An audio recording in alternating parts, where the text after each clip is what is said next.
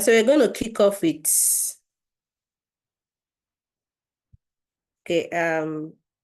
Mike said he wants to learn the best practices in the Edtech world. Yeah, that's good. Okay, so we're going to start with a little bit of an icebreaker, just an activity to start up today's session as a very mild activity, not serious, just to get us talking and let us flow into why we're here. So my question for today is very simple, and I would love for us to unmute when we want to speak. We can raise our hands, then we unmute and we just speak. You can also type on the chat if you're not opportunity to speak. So the question is this: if you could travel, if you could time travel, would you go to the past or will you go to the future? Remember, no wrong answer. If you could travel, time travel, would you go to the past or would you go to the future? And every answer should have reasons why.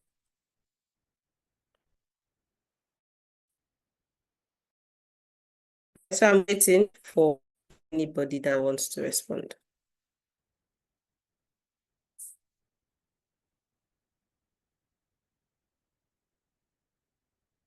Hi, Joe, do you mind speaking? If you can speak. Good evening, everybody. This is Ejuru from Lagos. I just said fast so I can reduce some of my choices. Okay. Okay, so you believe if you go to the past, you would redo some things and you will make better choices, right? From the information I'll you hold a lot of things, so the past for me. Okay, that's good.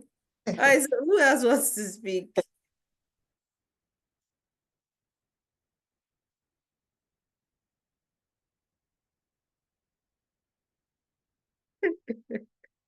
Who else wants to speak? The chat is very funny.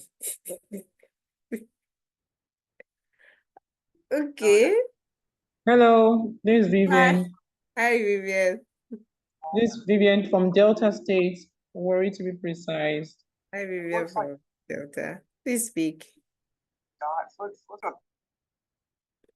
We can hear you. Please go on.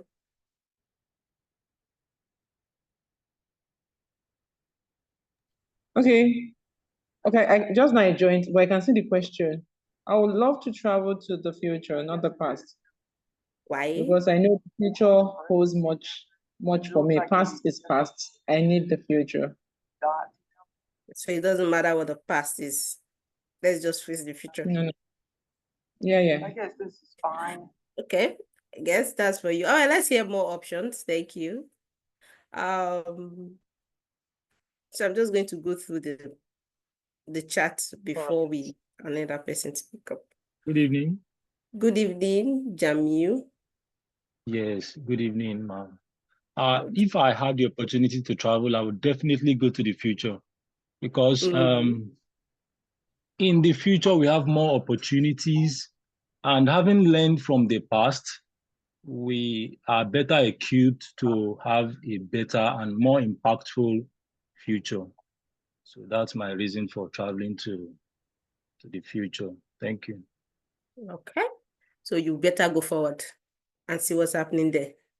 Okay, all right, that's good. So Sharon says she get to the future to know new things. Omisore said future, but you didn't give us the reason you're going to future. Apart from future holding new things, let's see what else the future can do for us. So if you says future holds more opportunities, okay. Moya says, I'll go to the past. Life was not as stressful. Okay, so life has started becoming stressful, so you just want to go back. All right, Abba says, I will go to the future for more exploration of the unknown world. Okay? Ibrahim, I passed for future, so I could correct my past undoings, right? Okay. And if I had said future to check if I made the right choices to make myself comfortable and my family happy. So I want to use information from the future to know what to do next. Okay, so I'll travel to the future because there's opportunities to make impact. I think you should explain more. by my, but let's finish. Abuna says, knowing what I know now, I'll go to the past and probably JP as soon as possible. Japa, right? It's not too late. Ainola said, future, so I can do better than I did in the past and present. Okay. I'll travel to the future, more opportunities await me. How would you be equipped for the future if you travel to the future with this knowledge that we have? Falana says, I choose the future because it will help me make the right decision at the moment. Okay. I'll travel to the past and erase my passion for teaching. Wow. Wow. Juliet, that's deep. Nigeria has shown me Shege as a teacher. Oh, it will get better. Aisha to say to the future in order to explore and reach out to my goals. All right, thank you so much. Do we have any person that wants to unmute and speak? Talking about going to the past or to the future. Yes, please. I'm sorry. Okay. Yeah. Good afternoon, everybody, or good evening. Good evening. I prefer the future for one reason. The technological advancements. So that holds quite a lot of promise. I mean, I really wish the things we are seeing now were things that we had when we were younger. I remember when I had to go for my project to look for books, moved from University of Ife, went to University of Ibadan Library, couldn't get the books. I mean, that was how bad it was. But nowadays, with what is happening now, the information is as cheap as anything. It's just the wisdom to use it now. So that's why I prefer that. Thank you. Okay, I get. I understand. Okay, Eju, let's hear you. Okay, Eju, you're speaking for interesting. Okay. For the second time, sorry, I want to be on the side of the past, because if you go to the past, being aware of what is happening in the present, you'll be able to take some decisions. When I did my project as an undergraduate, I used manual typewriter at that time. So if I knew that the present and this is the future, I'll be able to plan better and I'll be at the top of my game now. But if you go to the future, you don't know what you have done in the present to make you prepared for the future, because the future, you are just seeing it as it is now. But if you go to the past, you're already in the present, so you can correct some things, so your present and your future will be more glorious. But if you just jump from the present to the future now, there's a gap. There will be a gap in knowledge, there will be a gap in skill, there will be a gap of what happened, what you could do to enjoy the benefits of the future. So I think past is better, because you can rearrange, you can reorder everything, so you get the best possible outcome. Thank you. We will learn the Okay. skill in the future now. We will learn it there. But you'll be behind. You'll be behind the other people that have been on it. That is just the game. Madam will catch up very, very quickly. Yeah, with this All kind right. of view. Okay. To each his Oh own. my God. Well, that's good, right? Gani Rashid. Okay, we have one more minute. Please, yes. What will be your choice? Good afternoon. Good evening. Good evening, sir. All right. If I have to go to past or future, I would Yes. rather choose future, because I have known my past. Though there are fascinating stories and events that's happened in the past, but I will my future because it's embedded with so many unknowns, which I would like to know. Thank you. Okay, no problem. Thank you so much. And so I would say there's no right, there's no wrong answer. I mean, all these are if questions. If this is just a spark of discussion, and we have our reasons for choosing the future, we have our reasons for choosing the past. But I just want to say that no matter what you choose, it's not too late for you to start making the right decision you need to make now. Right? And if I said to buy BTC early, to do crypto very fast, Abby, So the only thing is that it's that you're for right now, you can make decisions and change whatever you want to change for the future. The future is unknown. The past is to help us learn better. And the world is changing, the world is transitioning. We are all transitioning right now. We are in a phase, and we don't know what the phase is going to result to, right? We know we are in technology era. The technology is advancing so fast. We don't know where we are going to land at the end of the day.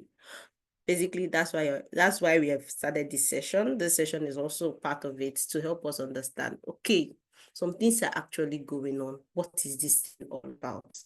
So we are here to learn more, get insights, hear from people that have been in this journey before. They started this journey a while back. Hear from people that are just starting this journey. Ask questions, maybe just hear from them, share your insights, let them share their insights, and we learn together. Okay, so without wasting much of our time, we're going to start by introducing the panelists and everybody for this session. If we are ready, we can use any emoji on the chat to say we are ready. You can use smiling emoji, you can use love, you can just express yourself on the chat the way you want to, or you can simply type, we're ready for the session. Are we ready?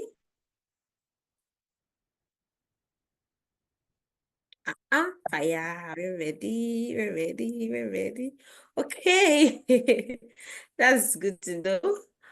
All right, so I'm just going to start by introducing a first person, introducing the panelists. I'm going to start by introducing my humble self. My name is Susan Benjamin, and I am the Learning and Development Manager at Schoolinka. I lead the team that organizes all our courses and learning programs for Schoolinka currently.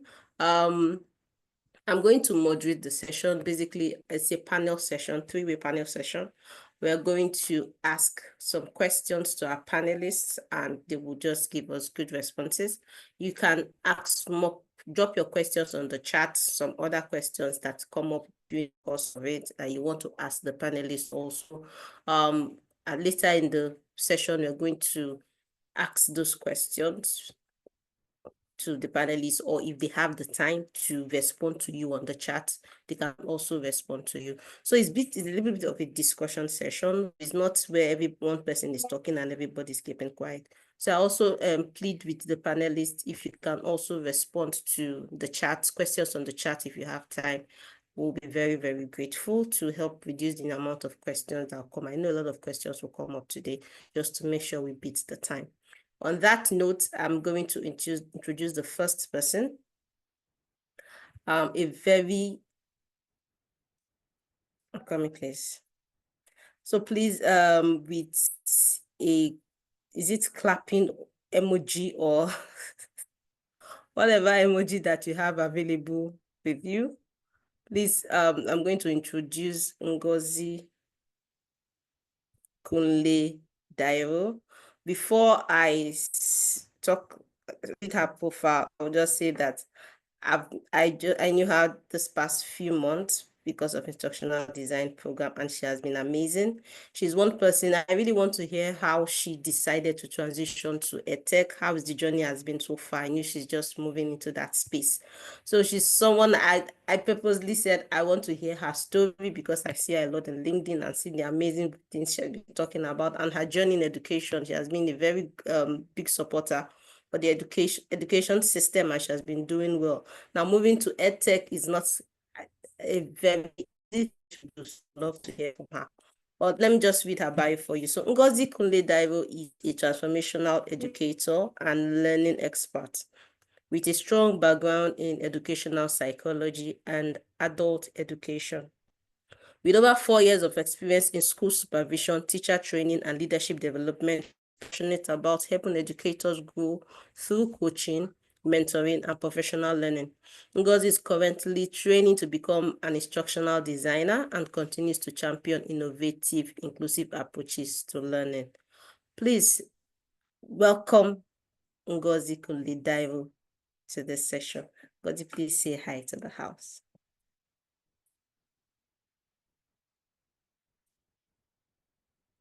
Ngozi, can you hear me?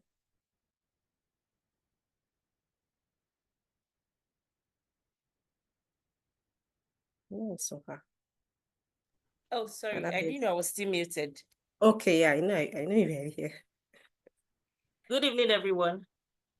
Good evening. It's nice to be here. And thank you, everyone that was able to join in.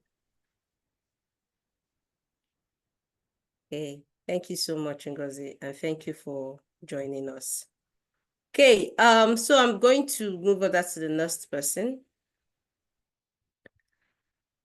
So this is another amazing children educational content creator. I mean, I was searching for who has made something concerning education and content in education space, and I saw his LinkedIn profile. I said, yes, this is the person I'm looking for. And most of us, I believe, are educators, and we want to create educational content in any way possible. This is someone that we can ask questions to. So we have Igweze Christian. He's a change agent who believes that every child is special, every child is gifted, every child has the right to education. So he believes that we should give every child the chance because it's the opportunity to change their world. So Christian Igweze is a children's educational content expert, creating interactive and educational content to promote cognitive development and creativity in kids. He's passionate about empowering young learners through innovative storytelling and visuals, and he's doing a great job at that. Please welcome Igweze Christian. Igweze, please say hi to the house. Okay, hello everyone. Good evening, everyone. Good evening. You're welcome. Yeah, I'm happy to be here in your midst. Thank you. Thank you so much. You're welcome. And our final panelist for today, a lot of things to say. A man that wears plenty hats. That's what I call him. If you check his LinkedIn profile, you imagine. I don't know how he does it. Today, you explain to us how he wears this so many hats like this and performs exceptionally well. So the next person is Caleb Akubo. So he's an engineer by training and an educator by passion. He's an education innovator and consultant. It's just him being humble. He designs and optimizes future-focused learning systems with expertise in education and administration, program management, human capacity development, and technology integration. Like I said, this profile is just him being humble. If you want to know more, let him share his LinkedIn handle for you. Please, everyone, welcome Caleb Akubo. Hi, Caleb. Please say hi to the house. Thank you so much. I'm happy to be here. Thank you so much, Susan. You're so kind. Okay. Thank you so much. Thank you, everybody. And we are going to start our panel session. It's just going to be a little bit of question and answer. Okay, so the first question. So can each of you briefly share your career background, talking about your journey and what sparked your transition into the edtech space? Like, what's that aha moment? This is where I'm supposed to be. That moment that made you realize, I want to go into edtech. This is what I want to do. Please, Ngozi, you can start. Thank you. Okay. Good evening, everyone. Once again. So let me just get right into it because of time. I'm an adult educator, an educational psychologist, and I have worked as an educator, as a classroom teacher, school leader, supervisor, training facilitator, and all that in the last few years. Basically, my focus had been on mentoring teachers, coordinating trainings, observing classroom deliveries, and all that. And I have enjoyed working closely with educators to help them grow and excel in their classroom. Okay, so I like stories. Susan, you know I like stories. So let me just share a very quick story. Yeah, I know. I was posted to a school during my NYSC, and when I got to that school, it was obvious that they needed teachers. And me, with my education degree, they were so happy to welcome me. but I found myself teaching about 3 to 4 subjects across 4 classes. So I was teaching primary 5, primary 6, GS1 and GS2, 3 to 4 subjects. And to crown it all, Zoe, please, I'm busy.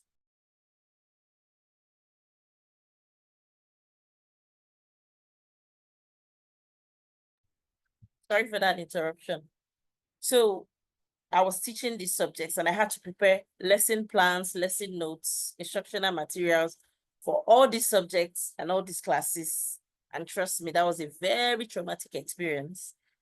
And then I was on that. Then I had a boy in year 5, Shegun. He couldn't say 2-letter words as at the time I met him. I was disturbed. I didn't have a problem with him. I just had a problem with the teachers that have been promoting him since he started the school. For him not to be able to tell me IS is ON on at that class, I was disturbed. And then I was asking the teachers that I met there the challenge. And then I discovered that the problem was not even with the pupils or the students. The problem started with the teachers because they were just teaching to just complete curriculum and they were not particular about if the learners understood what they were teaching at all. So with the little I knew then, I had to just create a crash course for those teachers to just refocus their attention on the important thing we as teachers will do, which is ensuring that our learners understand whatever it is that we are teaching, rather than just covering curriculum and waiting for the next payday. And then knowing what I know now, there are Edtech tools that could have helped Shegun to solve that problem, even on his own and at home without his teachers intervening. And there are some professional development courses that those teachers would have been able to have access to or would have taken. They wouldn't have waited for me to come and discover the problem and, you know, organize the physical training. Now, this experience really brought what classroom teachers were going through to light. That is the experience of writing lesson notes for so many subjects and so many classes. And I can't begin to explain to you how that period was for me. Every holiday, I'm busy writing notes, trying to meet up, trying to do things during lessons in the class or in the school. I don't have time to rest. I'm moving from one class to the other. And then I thought about how technology can actually help these teachers, you know, ease this stress and support their efforts, because the teachers are really doing a lot. And then apart from that, making professional development more accessible to the teachers. And then I began to see how Edtech tools could actually improve teacher support and students' learning. Now, you would think that after that, after NYSC, I would jump right into looking for solution. I didn't. I went to hustle. And then because of the trauma I experienced, I was running away from classroom teaching. Any job I see, they say classroom teacher, I'll run away. I said, this one, people want to kill me. And then fast forward to COVID. When COVID happened, students couldn't go to school, teachers couldn't teach in a physical classroom. We had to find a way to use technology to actually teach our students so that they wouldn't miss out. And that was when I joined EcoExcel. I saw how, you know, the teachers could use real-time data derived from lessons, derived from assessments to support their students personally, and individualized learning support was provided for their students. And then that was when I knew that Edtech had come to stay. And then I would say my my aha moment came when I had a one-on-one session with a teacher, and she was confidently telling me how each child in her classroom was performing, their grades, where they needed support. With data, she was showing me data, and I was really impressed. That was when I knew that teachers can make well-informed decisions.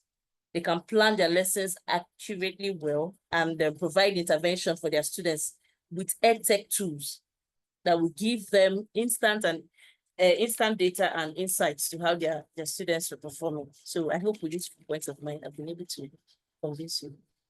Thank you. You're quite convinced.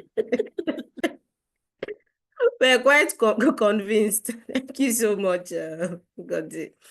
Okay, so Igweze Christian, this can we hear from you? What was your aha moment? Oh, okay, okay. Good evening, everyone. My name is Igweze Christian.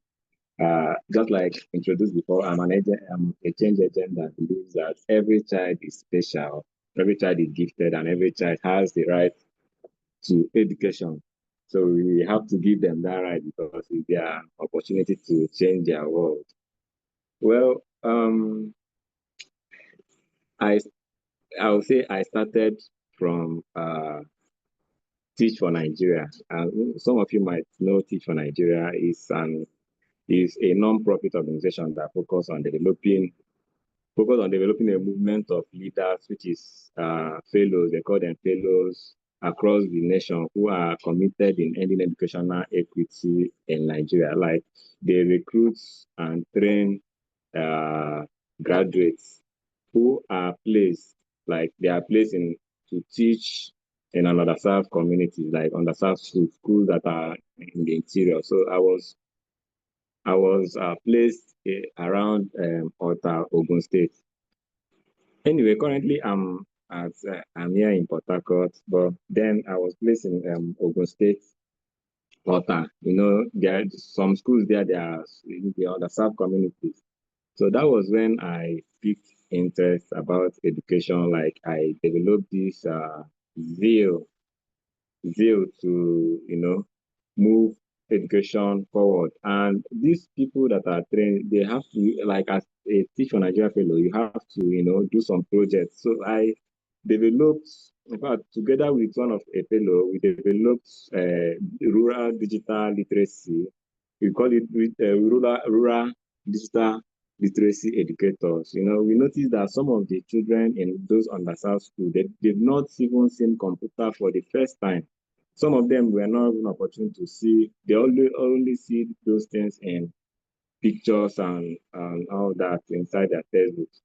So during the period, we wrote some requests for grants. Grants was given to us. We had to buy laptops, did some projects in some of the schools there, create a digital library, laptop, generator, like up to 20 laptops, in a particular school, so that people within the environment, within the community, even the schools around will be, making use of them. So that was what, that was the initial thing that gave me the interest in education. So, but currently, Teach for Nigeria is kind of a contract job that you do for 2 years. So, during the time, I was thinking, as a fellow, I was thinking after these 2 years, what was the next? Before you know it, 2 years will come and go. I was thinking, what should I do after this? So, I was thinking, oh, tech is the next phase. Tech is the next phase. So I was thinking how to. So I start learning something just like that. Okay. I had to start learning something just like that. Like I started learning, okay, sorry, I think I've talked too much, but I started learning front-end development. I started learning how to code, how to develop websites, how to do HTML, CSS, JavaScript.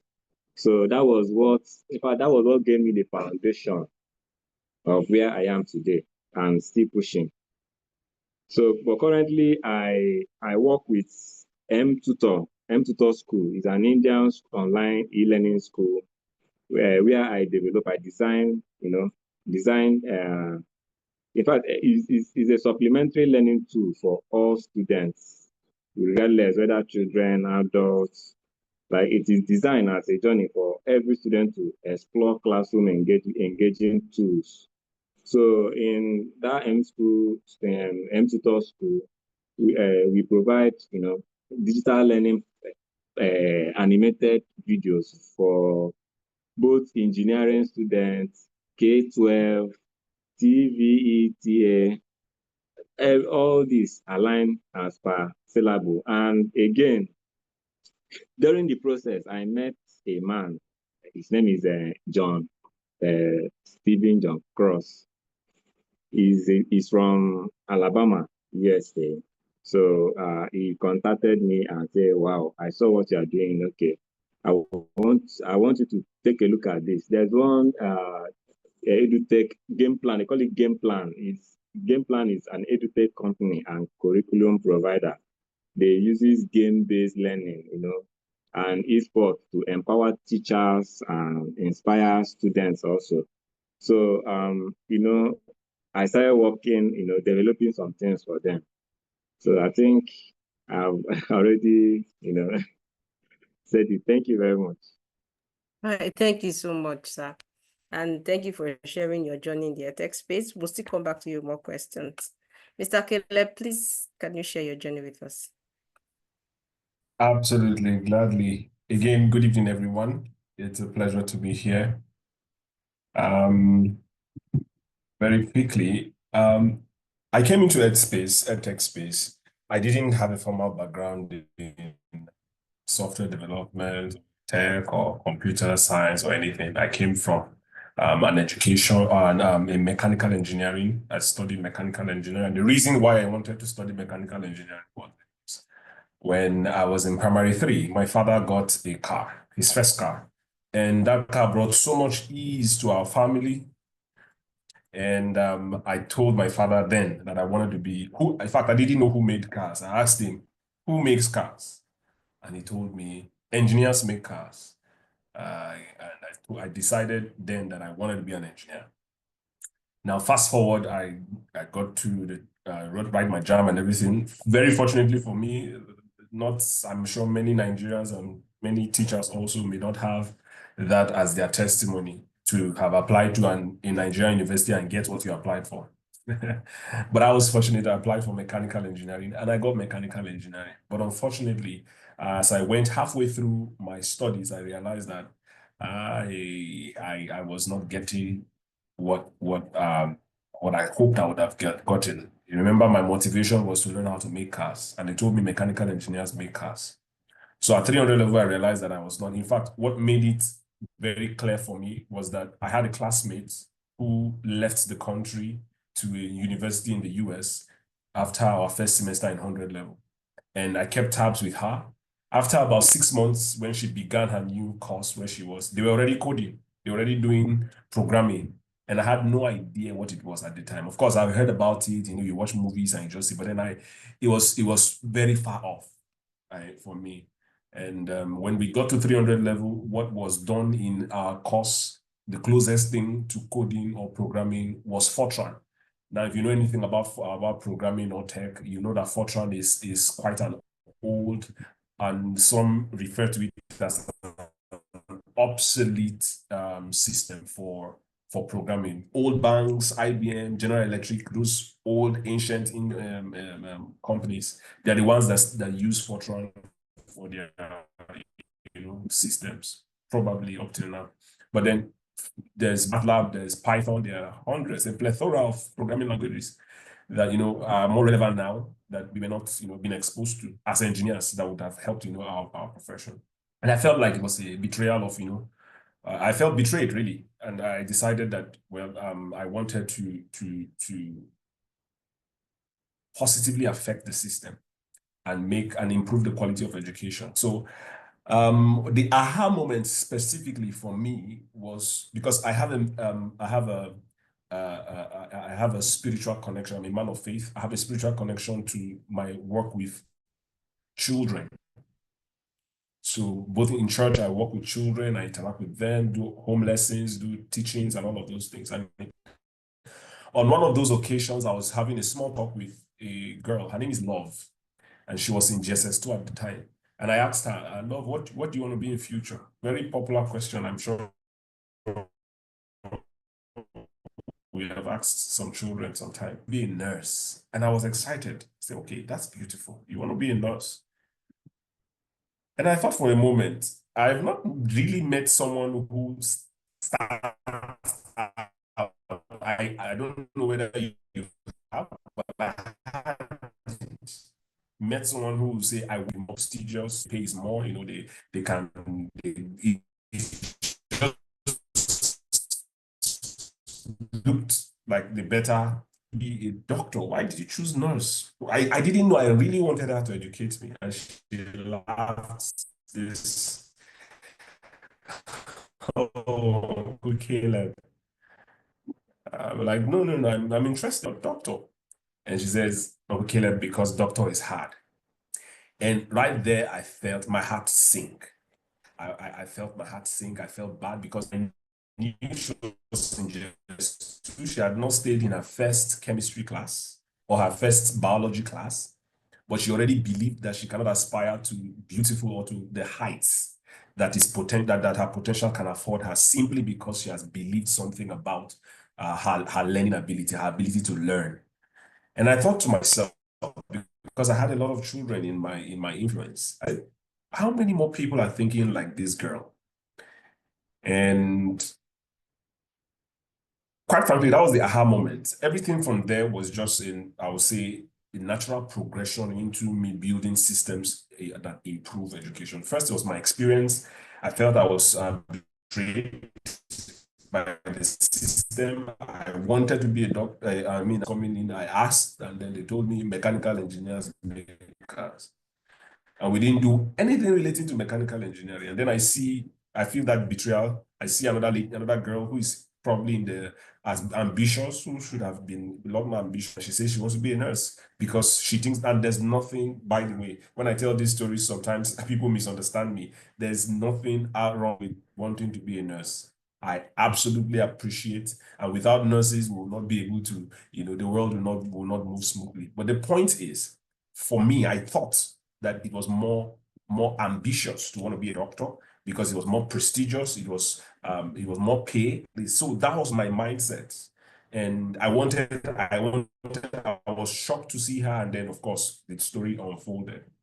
So for me, I felt like there's a lot of things wrong with the education system that I wanted to influence, and I'm sure that when I come up again to talk some more, I'll be able to share specific things, that influenced the decisions I made. I've taught for over 10 years now, actually, something closer to 15 years.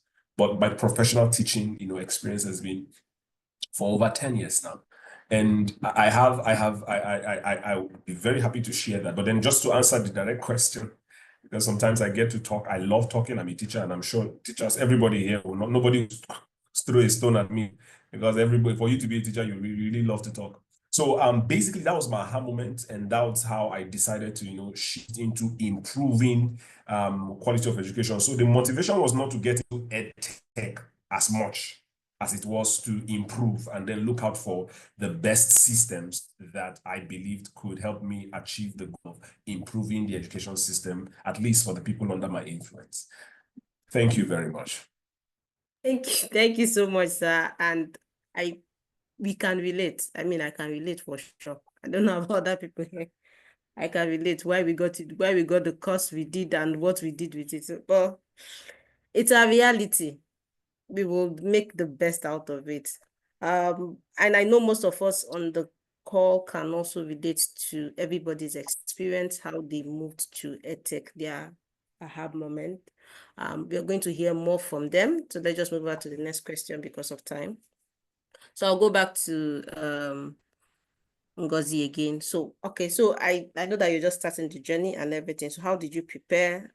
I know you're still in the journey, so that's why I want to start from you. You're still in the journey. So how is it going so far? How are you preparing mentally, financially, professionally for this shift? Were there any fears when you decided to move to Edtech totally? How did you manage them? The fact that you already had a background in education where you've taught a while, did it help? Is it helping with your switching to Edtech? What advantage did it bring, basically? Thank you. Thank you, Susan. Okay, so when I first heard Edtech, I was like, see, I don't have head for mathematics or anything that they want to ask me to come and construct. I just want to be a teacher. but I didn't understand what it entails. So I wasn't really, I was just like, I'm not a tech guru, I'm not a genius, I just want to teach. But I now discovered that it just needed me to be willing to evolve, be willing to move, since education has moved from the traditional setting now. And I know that one of the biggest misconceptions about Edtech is that Edtech is here to replace our teachers. That Edtech wants to take the place of the teachers in the classroom. But I'm here to inform you, dear teachers, that nobody is going to replace you. Computers cannot replace you. In fact, when I was working with an Edtech company, they teach coding and they have digital textbooks that they use. So one of the sessions that we had, I had sessions with the teachers just to help them understand how to pass the knowledge that they're learning to the children. Some of them were like that, okay, so if they teach these children this how to code and all that with their laptops, they might not need them. And then one of the students had a question during the class, and the teacher was surprised that, okay, but you had access to this textbook, you'd have just done it on your own. And the boy said, yes, I had access to the textbook. I needed somebody to guide me. So yes, technology is here to empower teachers, to help ease the stress. Just imagine me writing lesson notes for 4 classes, 3 subjects. That's a traumatic experience. What if I was able to use AI to tailor my lessons based on the experiences and based on what my learners needed at that time? I wouldn't have spent as much time as I spent writing lesson notes. You know, when teachers spend so much time creating that lesson, they're exhausted when they get to class. They don't even have time to provide one-on-one time with their students, or they don't even have the data that they need to give personalized intervention. When I was working with that Edtech company, they had their textbook had a platform where when the students are working on the textbook, the teacher is able to monitor what they are doing. The teacher can give them assessments, and the teacher can see their score and analyze the scores and know the areas where they need support and where they need interventions and all that in real time. You don't have to wait for the next coding class to ask your questions or to get feedback from your assessment or exams. In real time, the teacher will give you the intervention that you need and even give you another assessment to test your current knowledge. So what was the question again? Sorry, I don't talk. It's just to talk about your how did you prepare? Okay, and so doubt I how you just managed it. okay, so preparing mentally, I just knew that times have changed and times have moved, and I had to prepare myself to move with the time. And then financially, sacrifices has to be made or have to be made. Investing in trainings, both free and paid ones, making out time to even study and practice. I had to learn how to use a lot of digital tools. I had to join learning communities. I had to lean into mentorship. My line manager when I was working with the Excel, she was very supportive, and she helped to push me. I had to learn, and I'm still learning the tech side of things from the scratch. And that part really stretched me in a good way. In fact, in my instructional design training, there are some things that they would teach, and I have to pull an all-nighter to try to even understand it. At times I'll be like, this, my head is not blocked. I must understand this. I don't have to be a tech person to understand this, and I will sit with it. So it has stretched me in a lot of ways, and it's a good stretch. I hope I've answered the question. Yes, ma, you answered the question. Thank you so much. All right, Mr. Igweze, please, can you share your journey? How did you prepare for these shifts, especially coming out from Teach for Nigeria?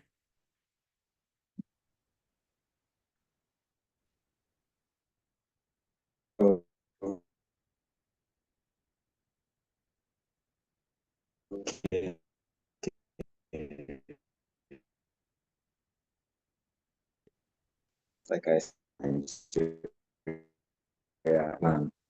what am I going to like be doing after Teach for Nigeria? So at the time, I said, okay, yes, I know that I was asking, what's the skill that I can get that can, on my table, and I said, okay, well, let me check tech. Let me, and check tech. So when I started initially, I didn't do much of research. I started with front end development. Starting with front end development, I noticed that, man, I was coding, writing HTML, CSS, JavaScript, but developing websites. At the time, I noticed that, oh, this is not I'm not getting any job yet, and doing this, I've been coding, writing, doing a lot of things just so. Although I don't have the background, I don't have anything like background of code, but I had to like start from the scratch, developing website. But at the time, I told myself, look, if you continue like this, it will be very difficult for you, because all of us teachers, if you're a teacher, you understand that teachers in Nigeria don't earn much. So thinking about what to do to earn, I said, okay, since it's like this, what I will do, I have this tech, I've, started learning. So I decided to, explore online. I started to explore social media. That was when I saw. I saw a place. That is, there was one webinar I attended, a workshop that I attended. During the workshop, they were like explaining things to us. I was like, you have to check your background. What are the skills that you have? They were asking. So I was even asking myself, what are these skills? I said, oh, I have these programming skills. Although I'm not like professional, I'm still learning. I'm the type that when I want to learn, for example, if this is a full page, I'll have to go over it over and over to understand. I'm not that quick in learning. So I said, well, I have, and I learn, and I have children that I teach at the same time. I was thinking I have to like have a way that I will connect all this together. Okay, so during the process, there's one certain time I was doing a project in Adodo Ota, that is Ogun State. During that my Teach for Nigeria, just like I mentioned, I have some, I applied for some grants that was given to me to, establish the buying of laptops. I buy up to 20 laptops, buying generator, like equipping a place for these children that are in underserved communities. So I noticed that this is a very big gap. There is a very big gap between, the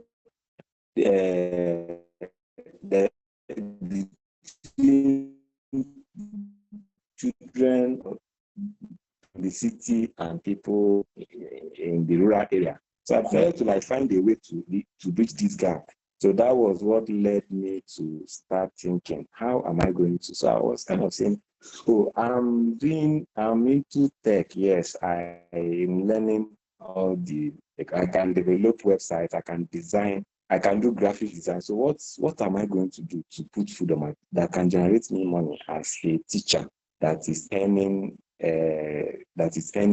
small amount of money? So I have to like tell myself, oh, I have to go into content, enlighten children, something that children, parents, guidance can, students can benefit from. That was what led me to, developing educational content.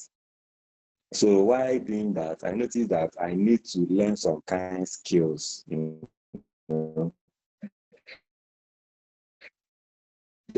there's something that I need to learn how to create an interactive and educational content that can promote development and children. So I started, the era that we are now. We are in AI era. That's AI. Some people don't know how to make use of AI. Some will just go to AI, copy verbatim, like copy everything. But with AI, it increases your productivity. It reduces your stress. So that is where I started initially. I started, with this particular journey, like leaving behind my front end development and vision. I left it behind because I decided, okay, even if I want to teach children coding, let me do something that can, that will be engaging, that will be kind of fun, that will bridge that learning gaps and prepare students to be, creators of tomorrow. I said, okay, let me start with doing animation. So that's where I started. When you go to my YouTube page, you can see my works there. I started there developing. Normally, when you start, it's as if you're not doing anything. It's as if you're not being noticed. But I keep doing, I keep pushing. Okay, that is when the change came when M-Tutor School called me. Normally have my social media, my Facebook, my YouTube. I post those animations, my LinkedIn, and TikTok. So M-Tutor School, they reach out to us. So saw what we're doing, and we want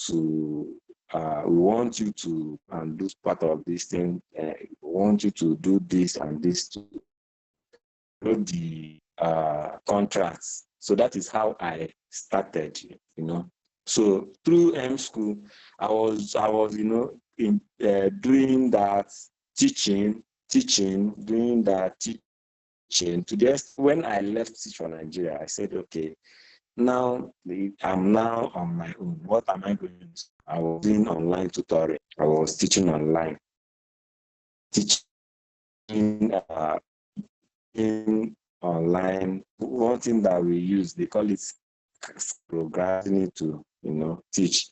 So say how I manage. Okay, say did you face any doubt or fear? Yes, I did. When I started, especially the content aspect of it, the animations, it's as if is a different thing that is out there. It is totally different thing. If you check my LinkedIn or my even YouTube channel, you see that it is totally different thing that is out there that people are doing. People do content creation, some people do comedy, some people do a lot of niche, So, but me, I know I've worked with children. So I know it will be easier for me to go into the line I am in. So regardless of any other thing, it was not easy. And when I started initially, I'll be sincere, because as a teacher, you will, and as an educator, you will attest that you don't earn very well. So it's very challenging, learning a skill, combining everything together. You have to, write lesson plans. You have the next class. You have to think that you're doing well. You have to think even about yourself and well-being. So I had to struggle to, especially the financial aspect of it. Where everyone has that issue. So I had to manage. I was doing a lot of things, just like I said, because you will not say, oh, you want to enter or learn a new skill without something coming in from anywhere. So I had to start an online class, teaching online, teaching children online. I have this link where In fact, a friend of mine, the guy is an English tutor, opened up to me and he said, see what we are doing, see what you are doing to get money. I said, wow, so this is possible. Teaching outside, teaching people that is not in Nigeria and earning in dollars. So this is possible. I said, okay. But the guy said, okay, the lady will be paying you $2 per hour. I told him, I don't mind. Even if I can do 6 classes in a day, I don't mind. That is the turning point. So I started, and Nigeria, the issue with network and all that, you have to cope with it. In fact, that is the main thing that gave me the foundation of starting this. So thank you very much.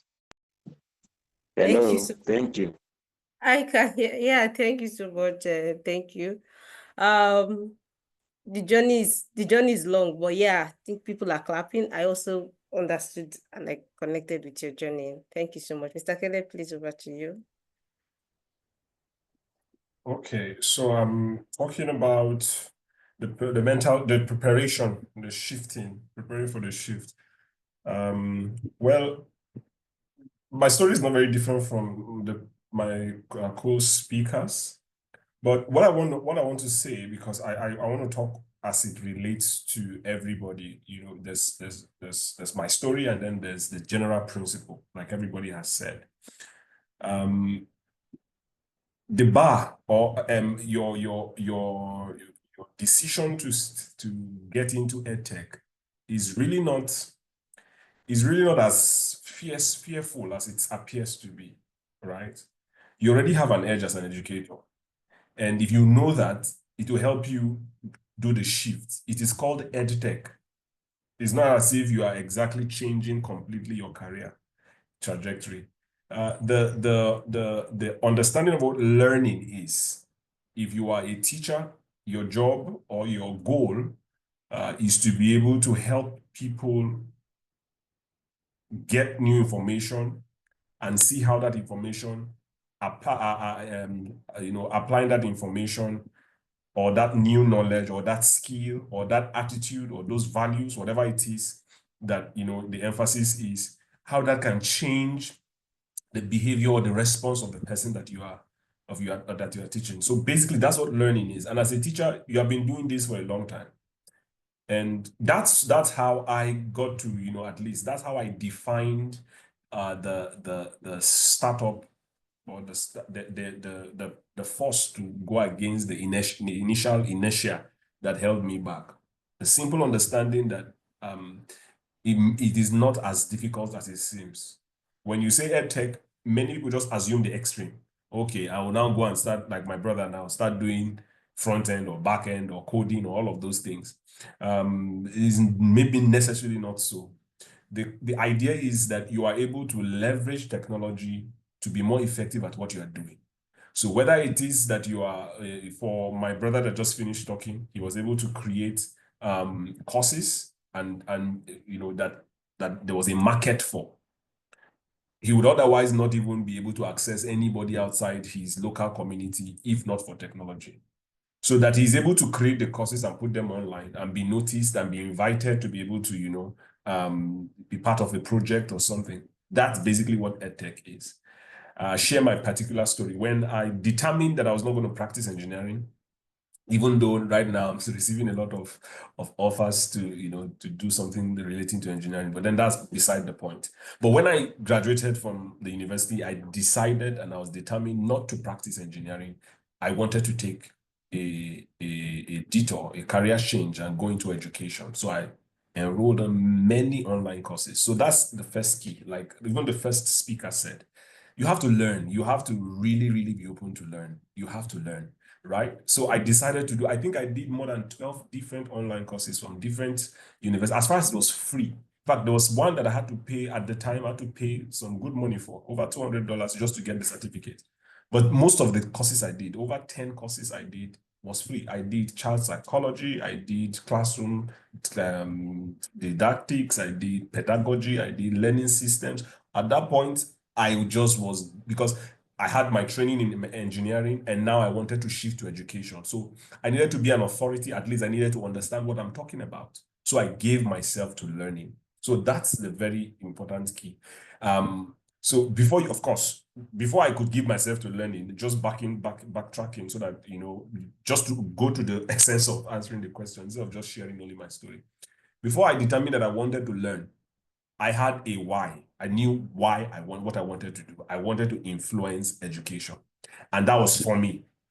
My brother here wanted to financially improve his options. And that's a perfect and fantastic vision to have, because there's nothing you can do if at least you're not sustainable. I remember when I was teaching, because as I finished learning what I had to do, and then I started teaching, I taught, while I was still studying engineering, I was still teaching though. And while I was, you know, teaching, I realized that the same experience the first speaker did. When you're a good teacher, I can tell you for sure that the reward for being a good teacher is more work. You will do more. They would always bring, somebody will slack. Somebody will not be around. There will be need because you are competent, because you deliver, more will be brought to you, right? And because that was the case, your time is going, you're feeling exhausted, you don't, and unfortunately, it's not just in Nigeria, across the world, relatively, teachers don't get paid for the most part of the world. They don't get paid well. They're not well paid. So it drains from you. So it's a very, very, I'm sure somebody else is one of the main driving force for you to, you know, looking at EdTech is the financial potential that is there. And I'm trying to tell you that it is very, very, very valid motivation. All right. But that should not be all. All right. But then it's a very, very valid motivation. Having worked so hard morning to Friday and everything, right? You know that, okay, for now, for where I am right now, with the current economy, with the current way things are going, I need to be more financially, you know, I need to increase my financial options. So when you have that in your mind that, okay, this is what I want to do, then you can look at the tools that you have in front of you. What do I have? What are the things that I have? What are the things that can make sense to me? Then you will now begin to see what in your own particular situation would constitute or would demand your mind shift. All right, what your mind shift would entail, what you will need to do. All right. So for me, I knew that there was a problem, but then while I started, I didn't have enough resources. I started with an NGO self. I wanted to do an NGO. I went ahead, and when they told me at the time how much it would cost to even do an NGO, at that time now is looking back, is very, very little, but then it was a big deal because I didn't have any money. I just had passion. So now with my passion, I started learning. It drove me to learn. I decided I was going to start an NGO and then just start training children, and, you know, people start from my neighborhood. And with that, I kind of got some level of credibility. So whatever it is that I learned, I had an opportunity to immediately practice. And that's another principle. If you are learning, especially as a teacher, especially as someone who has come some distance in your career as a teacher, you do not want to go and sit down for another long, extended time trying to learn and cram things. What you want to do is that you want to get to the quick wins as quickly as possible. And a good way to do it is practically applying what you learn as soon as possible. And that's what I did. So when I started learning, I went on all of these courses. Then I had opportunity. I made the opportunity for me to apply what I was learning. So I remember when I started learning coding, I had children around. When I finish a course, I finish a module, I find an opportunity to teach them. Although I was not doing it digitally, they will come to me and will do it physically.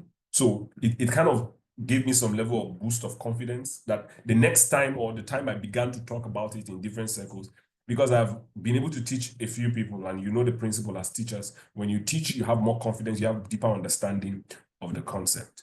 And I think from there, the next step will just present itself to you, depending on where you are. But then the principle is first define what it is that you want to get. And that's what I did. And because I did that, it helped me know how to emphasize. I knew there was a gap in knowledge for me, because coming from an engineering background, I had to learn a lot. I'm doing a master's now. I had several online courses, some diplomas, some some physical courses. I had to do a postgraduate diploma in education and all of those things just because I wanted to get into certain circles. I wanted to be perceived in a certain way, and it suited what I wanted to achieve, right? So if your goal is for example, you want to position yourself for the future, right? Then you cannot be even entertaining the thought of this thing is hard or how no. And you'll just shift your mental focus from it being hard to you need this if you're going to be relevant in the future. If that's your goal, and then you'll be able to sieve out what matters to you and what doesn't.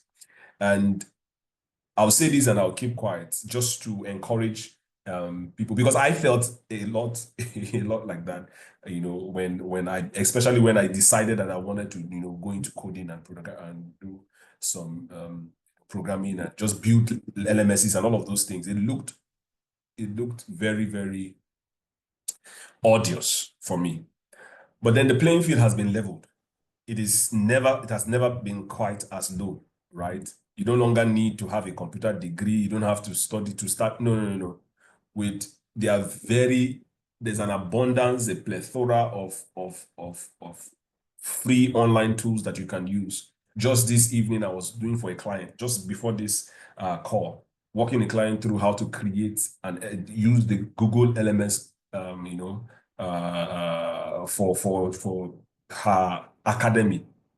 Very, very passionate about teaching. She has a lot to teach, but then she wanted to go digital and just had the session. So there are many things that can easily, the reason why it's sounding difficult is because you do not know and you don't know where to get the correct help. The field has been leveled, and with the advent of AI and and the rapid development, many things are becoming a lot more easy. So just know in your mind that whatever goal that you have, you can achieve it. Make your mind up to prepare to learn for what you have to to do. And then as far as finances is concerned, especially if you are in a teaching job that may not allow you to totally plunge yourself, look at it two ways. You have an advantage because your teaching experience is not a limitation. That you are still teaching is actually your superpower, right? So you have been able to manage chaos, inspire growth. When you are a teacher, you are everything to a student, especially if you are teaching younger students. You are their father, you are their uncle, they will mistakenly call you daddy and all of those things. Those are skills that you can actually transfer into any field. And when it comes time, maybe you are applying it, maybe you are having a session in digital or a digital setup, you are even able to look and be able to pick emotional cues and facial expression cues that helps you be more efficient as a teacher. So that you are teaching currently, or that teaching is the only experience that you have, is not a disadvantage, right? Now, just knowing that you can enter the level, the playing field is low, the bar has been brought down seriously, and then you can just pace yourself. One thing I think I wish someone told me this. While you don't quit too early, as it were. Don't leave where you're working too early, as it were. Of course, this is not any kind of professional advice. It will depend on peculiarities before we can say some of these things. But pace yourself, right? And especially financially, and then in terms of what you think the world will need. Somebody said something earlier. I don't want to seem like I am bringing, I'm disagreeing, but I want to bring a different perspective. That what if that learning and teaching as we have experienced it all our life is about to tremendously change? And like the person said earlier, I'm Ngozi, I keep referring to her as Ngozi. Please pardon me, Ngozi. As Ngozi said earlier, teachers may not be replaced entirely in class, all right? But the kind of teachers that will be in the classes of tomorrow, or the setup of tomorrow, or the learning environments of tomorrow, are teachers who are able to leverage technology.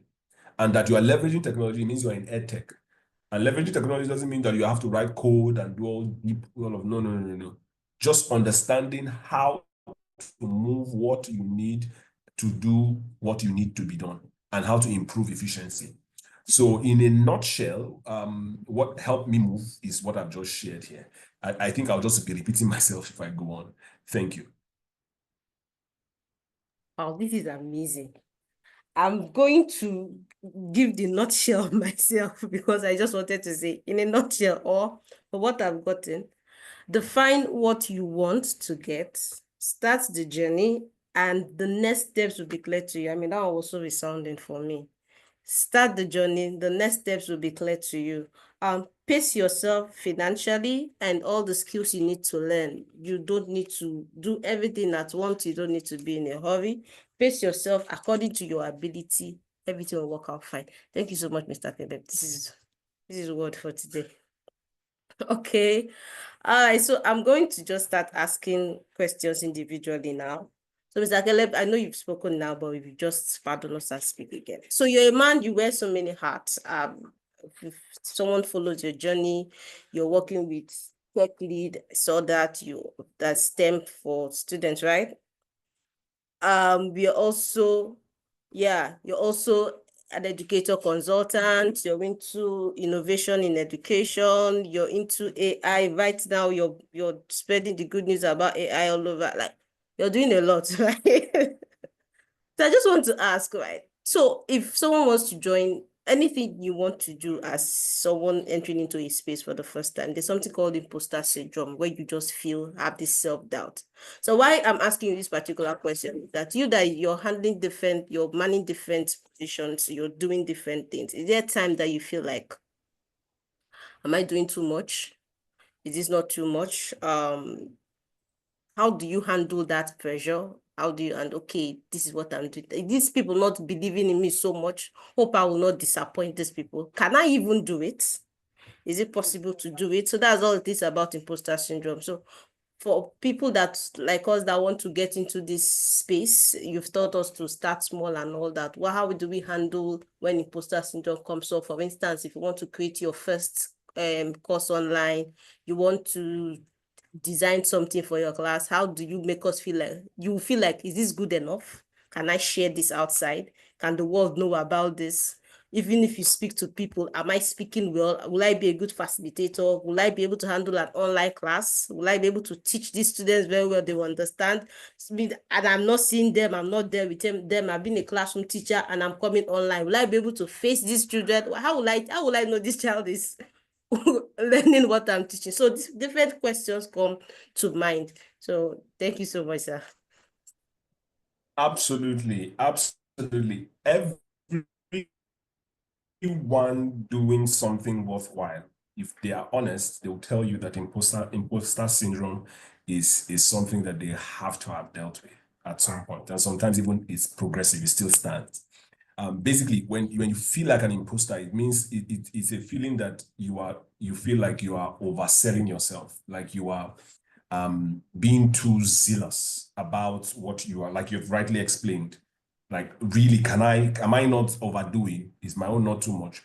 Can I really deliver on this? I experienced that many times. In fact, I did a series of programs across Nigeria in 2016, between 2016 and 2018 and 2020. I did in Lagos, I did in Zaria, as Kaduna State, I did in Ekiti, I did in Abuja. And the only reason why I was able to do it is because I had people who helped speak me. Okay, I think somebody is. Can you mute your mic so you don't get distracted? Right. I had someone I had people, not just one person, who were able to help me talk myself through imposter syndrome. Right. I am an engineer. Like I said, you know the story. And now I'm beginning to teach. And I'm not just teaching, I want to now train. In fact, I think one of the first things when they invited me to train teachers, and I was going to be training teachers at the time, who some of them were even old enough to be my father or my parent. Some of them had many experience. Some of them were young, but then they had experience there. And I'm here to talk to them about something I just started learning 2 years ago, right? I'm just trying to emphasize that imposter syndrome is something that will happen, especially if you are doing something worthwhile. And it's a signal, it's a pointer to you. You should you interpret it actually making progress. I'm actually changing, because the negative response to imposter syndrome for you to just fall into yourself and say, okay, you know what, I would rather not do it. Right? So it shows that you're stepping into a room that requires a new version of you. And then you need to embrace that discomfort, right? And you need to be true to yourself. because to be honest, many times, especially if your goal is to, not even goal, even if it's not your goal, but then if people begin to notice you, right? People now begin to refer to you when they talk about the things that, you are concerned with. People now want to pay you. People now begin to watch your videos, as it were, right? There'll be a tendency for you to now begin to want to present yourself. There's this saying, they say, fake it till you make it. That's where you will make a lot of problems with the imposter syndrome can get to you, right? There should be a genuine desire to be growing. There should be a genuine desire to be growing. So while you are projecting all of those things, because you need to have influence to do a lot of the things that you're doing. If you're going to be moving into EdTech, right, is a matter of influence. Just like you're getting into social media. That's why many older people are not very comfortable with it, right? You can be very intelligent, you can have all the answers, but then you have only 2,000 followers. You are very correct, but it's only 2,000 followers on your social media platform. I'm using that as an example.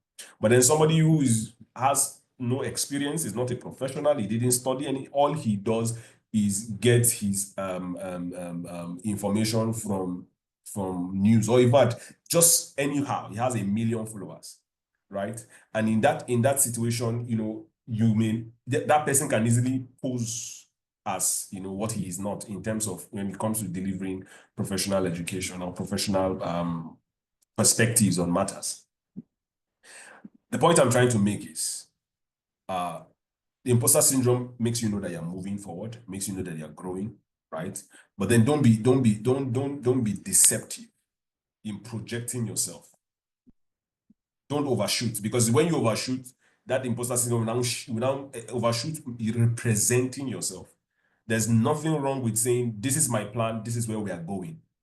That you can claim that, okay, right now I transition into EdTech now, and now I'm a front end or a back end developer, simply because you were able to build a website from drag and drop.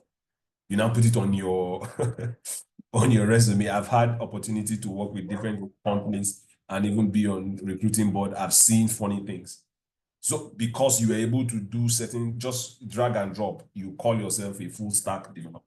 And then you get to the point where, okay, answer the questions that relate to what you are supposed to do, and then you fumble. So it's those kinds of things that make you, you can even, if you don't manage that well, it can even make you totally forget about it, right? So when you feel like, can I really do this? What you need to check is, first, reinforce your learning, reinforce your understanding. Your confidence should come from what you know. Secondly, if you're projecting and you are growing, there's nothing wrong with admitting or communicating that, look, this is where I plan to go. This is what I plan to know how to do. I want to be able to be, for example, learning and development. And I know that Schoolinka is doing a fantastic, I've not had the opportunity to look at it in detail, but I know Sheon, and I know that they are doing from the feedback I saw, fantastic learning and development program, right? So if you don't even understand the learning psychology, and you just come up because you have been teaching for 5 years or 10 years, you now say, okay, I'm now a learning and development specialist. And then you put it on your CV, and then somebody calls you and they now ask you questions about learning theory, right? That imposter, it means you're positioning yourself as something that you are not. And then you are not even striving for it, right? So when the time comes and you will just fumble, and then you will get discouraged about everything. And then if it's not well handled, career goes down. So yes, I've had imposter syndrome that I felt I was not prepared, I was not ready. But I think the way to handle it, because whether or not you are ready, in fact, my mentor says, if you feel ready, you are too late. If you wait until you are ready, then you are too late. So there's a healthy mix of, this is where I am, that is where I want to go, but then I'm starting here. And then I'm able to communicate based on where I am, not lying to myself, not falsely representing myself, not virtue signaling, but because I'm interested in my goal. I'm paying the price to get there. So basically, that's the general holistic approach to dealing with imposter syndrome. But whether or not it happens, it definitely happens, especially when big doors begin to open, right? And many times when those doors open, maybe you create a course, and like my friend just talked about earlier, and then some international company calls you and you say, hey, what do I know? I only thought maybe Scratch. I don't know. I only taught Scratch. And then they are calling me now. So I don't, how will I? You feel like you're not from India, those guys that are having all the sort of tutorials online, you feel like, I can't do it. Or they call you to be, or you say you teach English or you teach whatever subject in your school, and then someone calls and recommends you to be on a board to advise a program, an education program that is, or project that is being on, and you start feeling, how will I do? The response you should have is not to necessarily fake it. Of course, grab the opportunity, but then do the work that makes you stand there with confidence. And the work that makes you stand there with confidence is understanding your salt. If you need to seek mentorship, seek counseling, do so. If you need to pay for it, do so, because that's the surest way for you to overcome imposter syndrome. And imposter syndrome can actually bring a person down, not just in the career, but then even in general life scenarios. And with that, I think if you have a question, I can be able to talk more, because I know there are other people, so I don't want to talk too extensively. But then that's how I deal with imposter syndrome. All right, thank you so much. And I know most of us can relate and can share our story. So I will also take this your word. If you want to wait till you're fully ready, you are already too late. So start making progress gradually. Thank you so much, Mr. Caleb. Okay, Mr.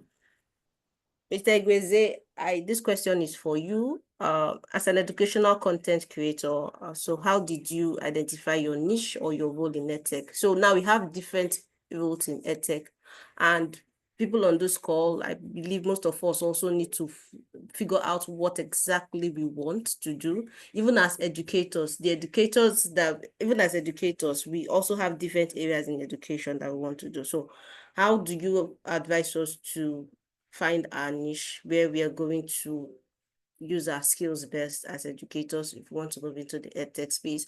And also, how do we look out for resources, communities, mentors, especially from your journey and any other information that you have regarding EdTech space? Thank you so much, sir.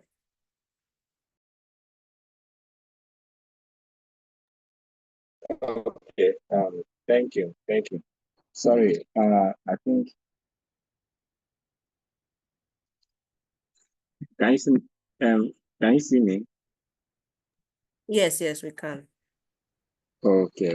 Because someone said that that they want to see my face. It's raining, so I covered everywhere. So according to say, can you see me? Yes, sir. Okay. You say, how did I identify my niche or role in EdTech? Okay. Just like I said, I have this skill. I have this skill that I do. Again, it's very, very important to, whenever you want to do something, whenever you want to think and whenever you want to plan, it's good to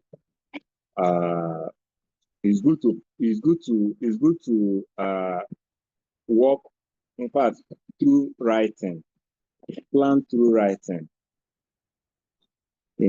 When I started, I have a writing skill, and with the help of AI, I was able to, with the particular skill that I have, the things that I know that I can do very well, I started using, I started writing, using AI to write scripts, So that was my major shift. That was the major shift. I started using AI to write scripts. I noticed that writing script now, anything doing voiceover, I'm doing animation, so I cannot use my voice. I needed that kind of voice that will captivate children. So I had to find a way. There were so many challenges then. I had to find a way. The skill that you have will go a long way. If you have design skills, if you have any kind of skill that you have, know how to channel it to your niche, know how to channel it to that, but know how to channel it to to that particular thing that. So I think I started identifying I started identifying my niche. Hello? I started identifying my niche through I've been under education. I've worked under education. I worked as teacher. So it is easier for me to know that, oh, as a teacher, what actually do I need? Who are these people that are going to consume what I want to put out there? Who are those people? So what really inspired me is Cocoa Melon. Cocoa Melon really inspired me. So when I met the man from Alabama, they say he's from Wedowi, Alabama, Stephen Cross. When I met him, he was telling me about what I was doing. He said, "Do you know the potential of this thing that you're doing?" Although before then, I had to I did my research. Anything that that you have to do, you need to do your research. Do your research and know the people that can consume what you want to do. Things that you can do effortlessly. Not that you not put your effort, but things that you can do that you know that how you can identify your niche. Something that you know that this is inbuilt. Yes, you can learn everything. Everything is learnable. Nothing is not learnable. Everything you can learn. And once you learn, just believe that you can learn. Me, myself, when I started, even when I was doing coding, now I've kind of dropped it because of this content I'm doing. Why doing coding? To read a code, I cannot read even a single line of code. Or not until like every day I was doing it every day. But with time, I started understanding. With time, I started understanding. With time. Something that you are doing every day. But before then, what if you want to like identify your niche? You really need to like do your research. Know something that you can do. Ask yourself questions. Something that you can do effortlessly. Some people, what they do is that they want to do something like, okay, they want to do tech. Yes, I know that learning might be difficult, or it might be simple but difficult. You say, since I'm not science inclined, I cannot do this. No, you can. Anyone can, as long as you bring out your time. You bring out your time, you have a plan. Make sure that you write your plans down at the end of maybe 1 month, what you are expecting. First of all, identify how you can identify your niches. If, for example, let me take, for example, I do children content. Yes, I do children content. I said, okay, I'm concentrating on children. Now you now ask yourself, children, they have levels.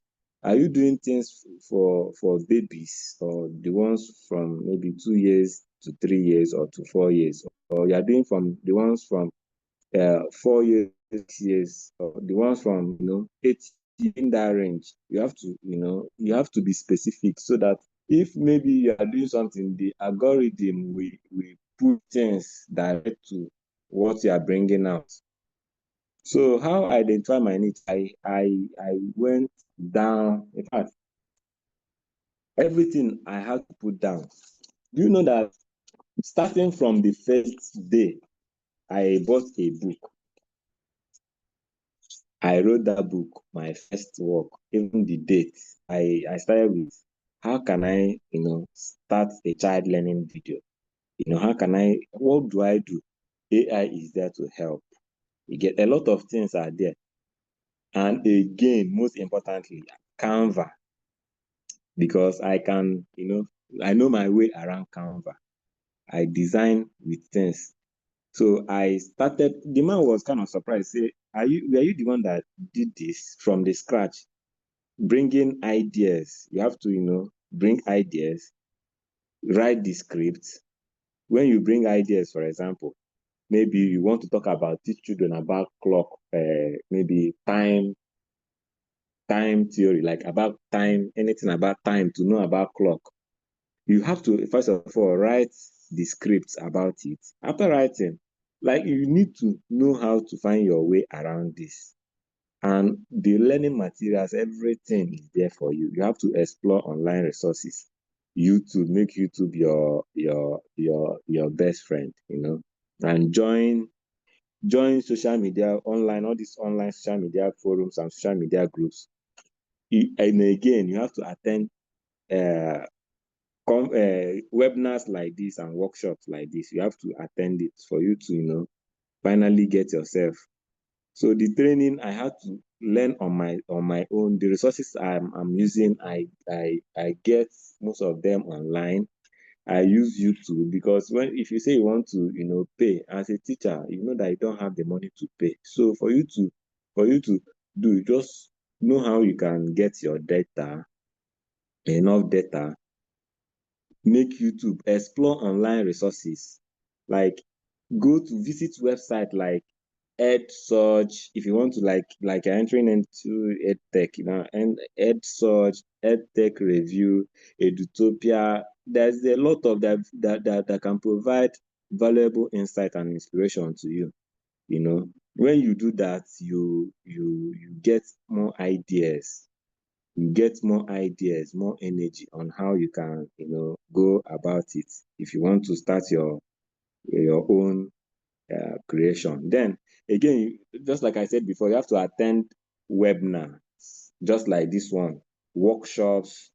Many organizations, I know that many organizations offer section on edtech integration and innovation and, you know, best practices. You have to attend webinars, which is important. There are some free webinars like this. They help. They really help, because I started with something like this, listening to people that have passed through it. You know, when there is a key in a mountain, if they ask you that have not been there, go and bring it. It might take you ages to go and bring it, to go and find and locate where the key is. But anybody that has gone to that place before, when you meet the person can direct you easily. The person can even tell you, see the shortcuts you can use to go and locate the key. And that does not mean that when you go, you cannot locate it before the time, but it will be easier for you. There will be something like blueprints or guideline that you can. So you have to, again, and another thing, you have to find yourself a mentor. You know, you have to find yourself a mentor. Find someone that do something like that, you know, you can gain inspiration from. That's the major reason. When I met a man, one Indian man, as I was doing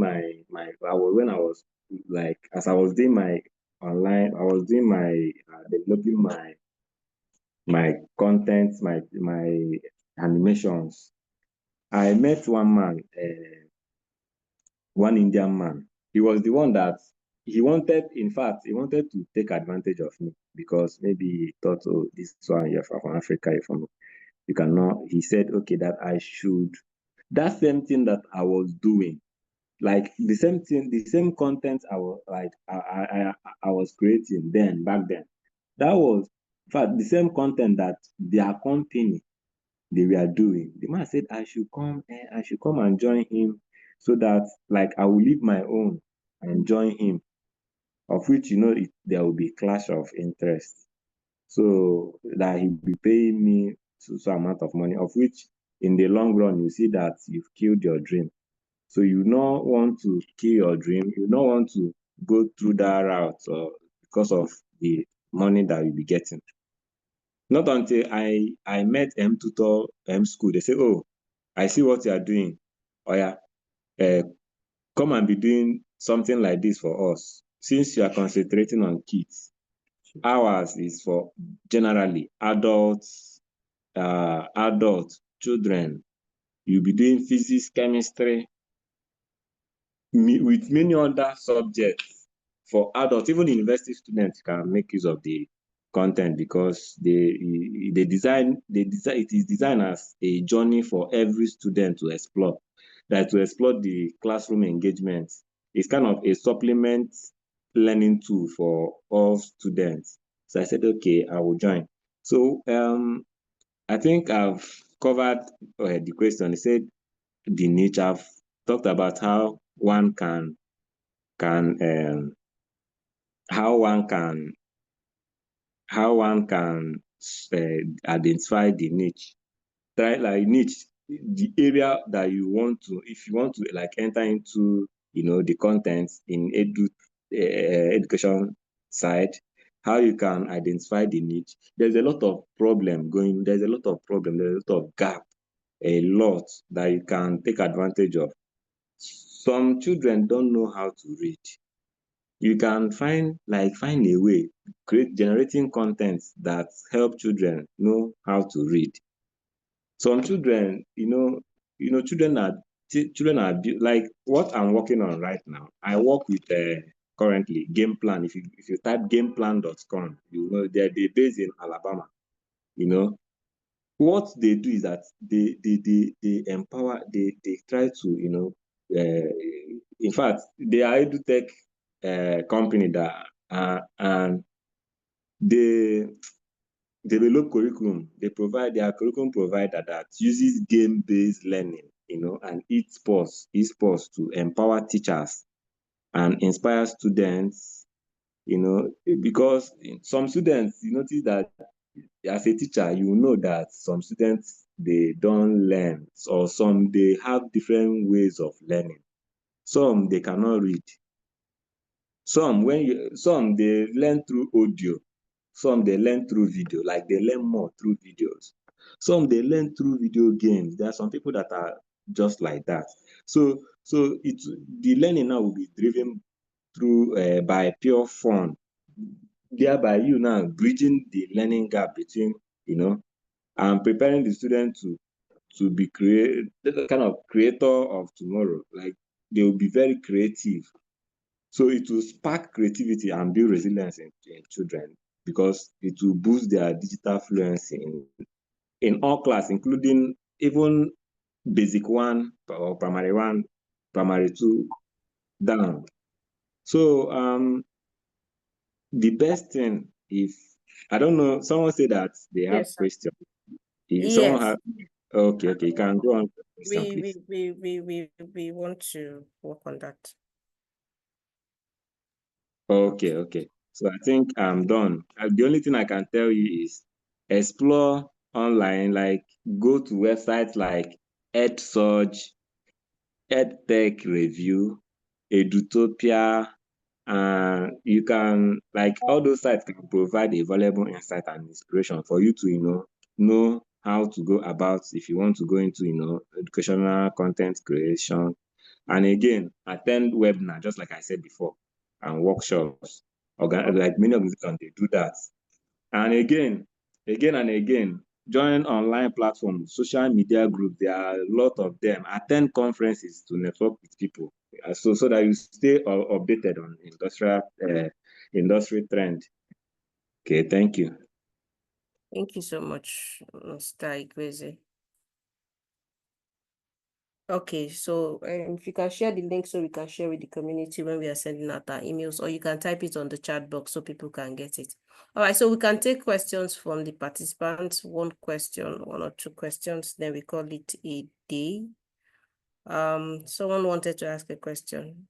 Jamil, please go ahead. Oh, good evening, everyone. Good evening. Thank you so very much for this seminar. My question is goes thus.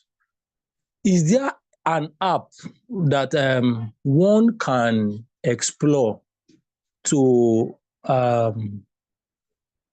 help learners, or to help different learners? What I actually mean, I teach mathematics, and if there is a particular topic in, say, algebra or trigonometry, is there an app that has a repertoire of questions on different aspects of algebra for a particular level, so you can actually know the weakness or strength of a particular student? I've been trying to get one kind of app that can help learners, that can help teachers assess the the learners properly, because there is we need to do our measurement and evaluation very, very well. And I know that educational technology can help us do that. So my question is there a particular app, subject-based app, that could help teachers do good assessment, measurement, and evaluation very well, so that we can actually achieve our instructional or behavioral objectives in classroom? Thank you. All right, thank you so much, sir. Okay, I don't know if any of the facilitator has any app that they have in mind that you can share. Or I know that so Safira says IXL assesses gaps. So if I want to get your question correct, these are subject-based apps that you're looking for, or you're looking for an app that has questions that you can get, questions to help assess your students, if you're clear. Then somebody said Joe Gibra. Guess it's Joe Gibra. Right. Okay, so IXL gives, all right, so they are on the chat, Mr. Jamil, you can Google them. We have other apps too that have general algebra questions if you're looking for questions to ask. We have apps like Quizzes. Quizzes have a lot of questions. Different teachers from all over the world have put questions there. They have a lot of algebra questions you can use, and it depends on the class too. So it's for class. But for lower primary, there's also Bamboozle that has algebra, but it's for lower primary. It's gamified to make the class fun and fun for students too. You can also assess students from there. Okay, so someone is asking one last question before we move on. Please highlight safe ways to effectively leverage social media platforms, e.g. TikTok, Facebook, etc. Is anyone taking this? Please highlight safe ways to effectively leverage social media platforms, e.g. TikTok, Facebook, etc. I think Ngozi is leveraging LinkedIn very well. Ngozi, are you here? Okay, I would say for me, always putting out valuable content is the way to go. Not just posting for posting's sake or putting something together just so they can see you. Make sure that whatever it is you're putting is what you should want to be known for. Whatever it is. Okay, so I like to say that a social media platform is a market. So what do you want them to know you for? What do you want them to know that you're selling there? Just like when you go to Lagos Island now, from afar, you can see what those shops are selling because they spread their wares outside. So without even going into the shops, you already know what they're selling. And then when you now go into the shop, you see that they have even better options than the ones that are outside. So when you are putting things out on a social media platform, let it be something that you want to be known for. Let it be valuable, and so that when they reach out to you, you even have much more value to offer. I hope that answers the question. Yeah, that answers the question. Thank you so much. So before we go, okay, so as a reading specialist, what kind of content can I create? You have a lot of content to create around reading specialists. Specialist means that you're already a subject matter expert in that field, so you can create courses online, you can create animated videos, you can create normal content start from your Instagram, you can start talking about it, start from your WhatsApp status, you can start organizing different graphics. You have Canva at your disposal. You can use Grapha to create nice graphics, especially if you're dealing with children, lower grade primary school. You can create nice graphics. You have AI, Leonardo AI. We have ordinary, our most common ChatGPT that can create animated content for you.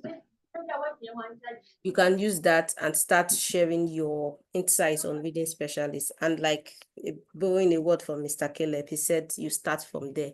When you start from there, every other way you need to do will be opened up to you. You must not have a full-blown plan on what to do, but there are some things that at your disposal. You already have the knowledge. So all you need to do is to organize different good graphics.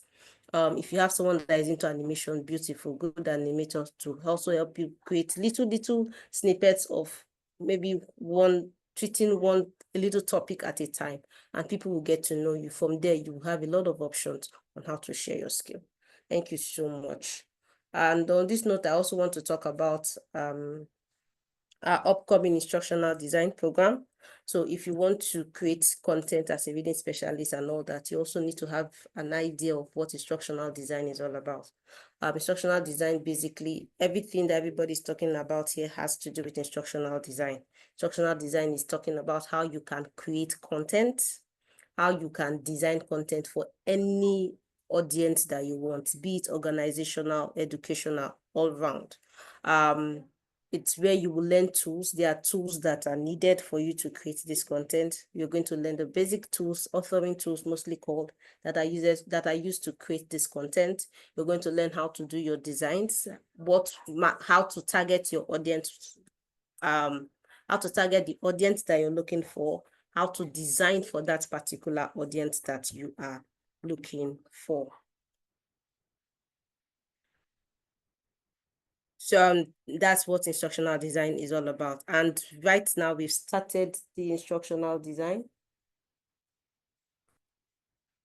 We've had our first cohort already. So the second cohort is resuming this May. We are going to put the link on the chat right now. So if you're interested in joining this next cohort, please sign up.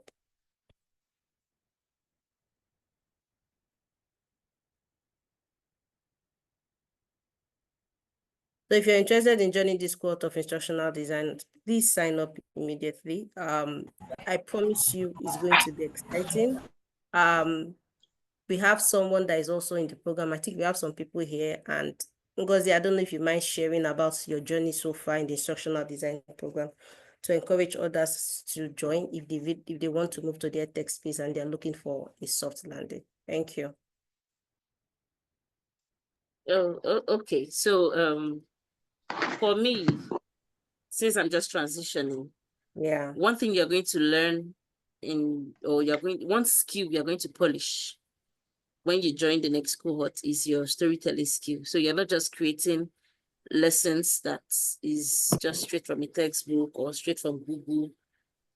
That doesn't, we all know that people learn, especially when they can connect with what they are hearing. For me, storytelling has really helped me to be able to explain complex ideas, to get the attention of people, especially adults, because I'm an adult educator, and we know adults, our attention span is very low. So one skill that you're going to polish very well in instructional design is your storytelling skill. At least that one, you don't need to know how to code or anything. And then for the other skills that you need to learn, the instructors are always available to take you through step by step and help you understand them better. So it's going to be a plus for your future. Okay, thank you so much, Ngozi. All right, so the instructional design classes starts May 16th, and please, Tammy, put the link on the chat. All right, so it's about 60,000 naira, but there is an early discount of 20%. So it's 75,000 naira, there's an early discount of 20% to make it 60,000 naira, and you can pay instrumentally. Pay as you can for educators, because we understand how difficult it is for some of us, not everybody do, but some of us to secure finances to pay once for most of these skill-based programs. So we are available to help you to break down the payment plan. We want everyone to leverage on this opportunity to learn and to grow. It's what Schoolinka is offering this right now for all educators. Right now, the world is moving, the world is shifting. And like Mr. Caleb rightly said, teachers will still be there tomorrow, but the kind of teachers, that's what will be different. So it's very important for us to have these skills at hand. So we are going to pay instrumentally. Is someone speaking?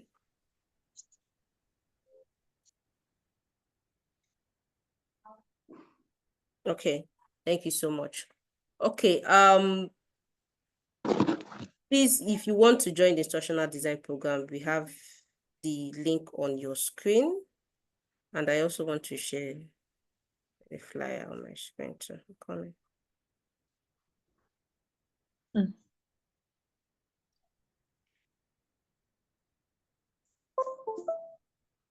All right, so this is the flyer for it. So it's become a certified instructional designer in 3 months. All right, so on the chat box also is also broken down on how you can pay the installments. We're starting May 16th. You're going to learn the fundamentals of instructional design from industry experts. You learn how to build tools using portfolio and create engaging courses online. You will get, the course is 3 months, and for about 3 months, you're going to gain hands-on experience designing digital learning experience. You're also going to build your own project. And at the end of the course, you're going to gain internship placement in organizations where you can practice your skill. If you need more information, we are available to respond to you. If you still need more clarity, you can contact us at schoolinka.com. We are available. If you're part of our community already, that's wonderful. We have our WhatsApp that you can always share. Yes, it's an online course, mostly online. Everything we do is online, but we have self-paced course and virtual sessions. You can anybody within or outside Lagos can have access to it. It's an online course. Anyone within anywhere in the world can have access to it and can participate in the program. Thank you very much. All right, so this is just last question, final question, and it's goodbye from everybody, from all our facilitators. So what advice would you give to an educator who is feeling stuck but curious about Edtech? Mr. Caleb, are you here? So what advice would you give to an educator who is feeling stuck but is still curious about Edtech? Final question, final word. Absolutely, I'm here. Well, an educator who is curious, who is feeling stuck. Just first, I would like to let you know that you're not alone. You're not alone. When anything worth doing at all, a wise person said, anything worth doing at all is worth doing badly. So if it's worth doing at all, don't be afraid to start in a way that is not so glorious. But then the problem is when you don't start. You make up your mind, clarify your goal. This is what I want to do. Short term, it doesn't have to be something ambitious or great, just something that makes sense to you.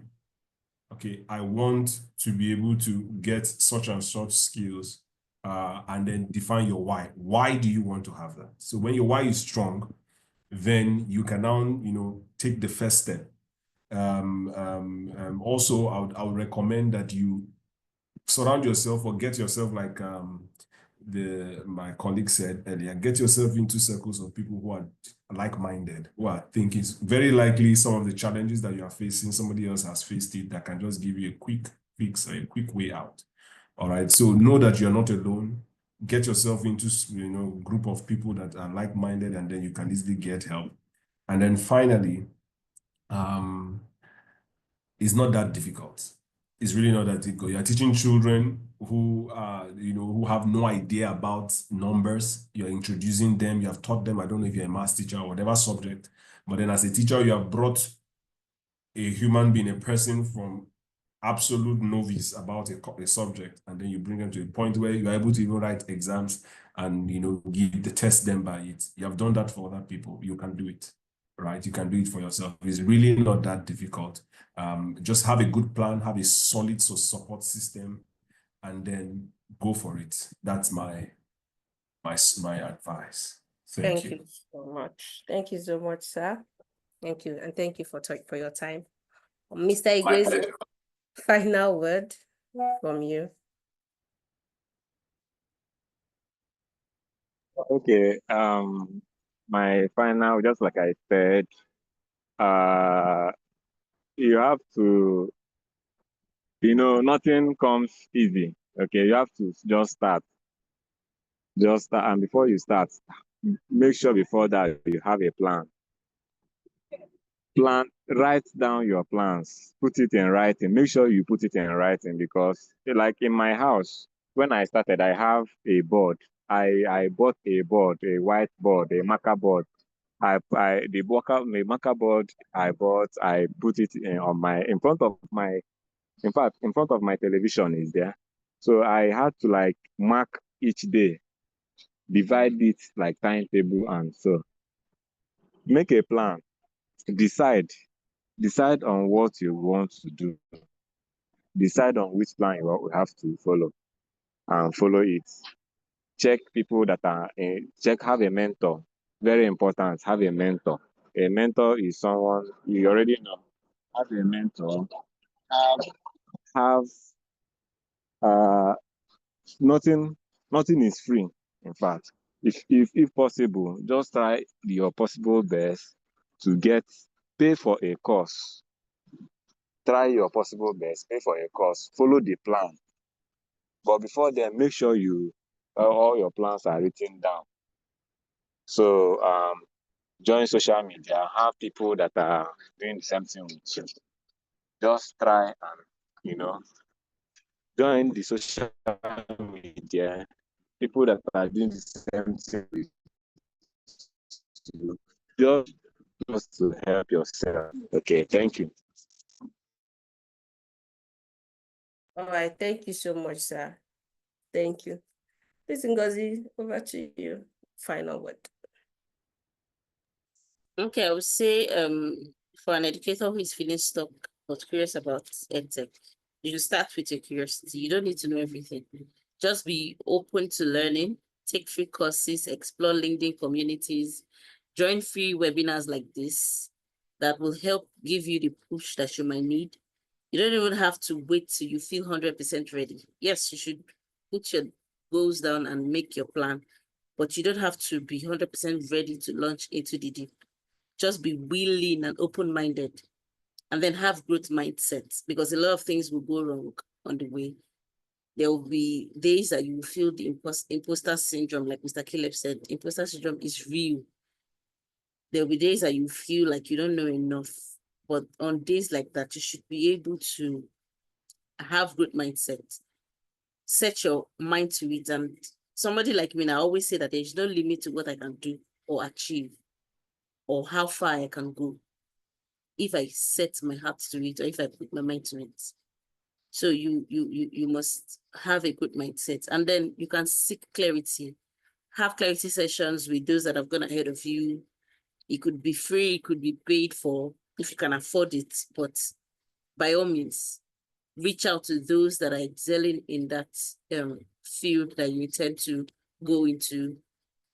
There are resources online, free resources. Explore them, and it would help center your mind before you can even start, or while you are in the process, to help encourage you to continue going, irrespective of the challenges you might encounter.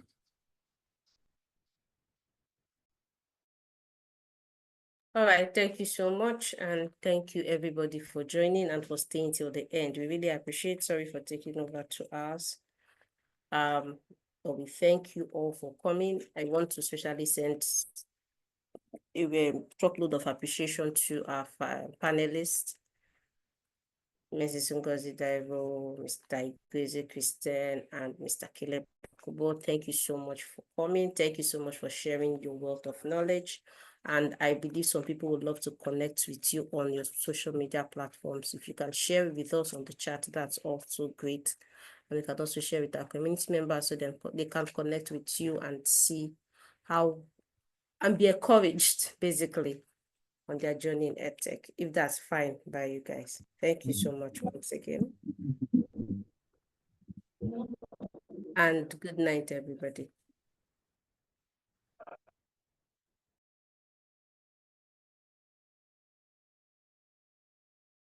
Thank you, Susan. Good night, everyone. Thank you, Ma.